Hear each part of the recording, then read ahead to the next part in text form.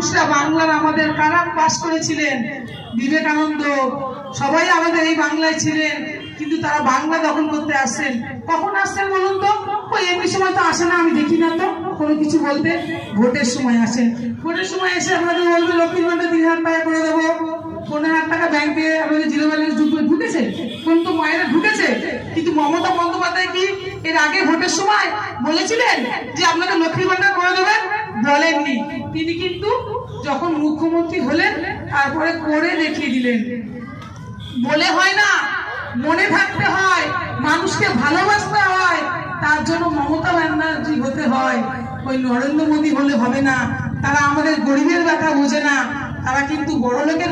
আমি তো বলি, সবসময় বলি যে ওই বিজেপি সরকার বড় লোকের সরকার, আমাদের গরিবের সরকার নয়।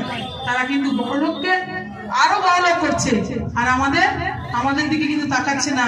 ভোটের জন্য শুধু আমাদের বাংলায় এসে বাংলা দখল করার জন্য সেই চাহিদায় তারা বসে আছে। বাংলার মুখ্যমন্ত্রীকে সরাতে হবে, তাহলে বাংলার মানুষকে।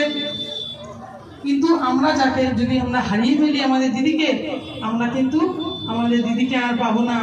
তৃণমূল কংগ্রেস না থাকলে আপনারা কিন্তু কিচ্ছু পাবেন না। কেন জানেন? মমতা বন্দ্যোপাধ্যায় কিন্তু আমাদের মহিলাদের স্বনির্ভর করার জন্য প্রত্যেকটি একটার পর একটা প্রকল্প উনি করে চলেছেন, আর আমাদের কথা ভেবে চলেছেন। তাই আপনাদের বলবো যে আবার 26 সাল মমতা বন্দ্যোপাধ্যায় হাতকে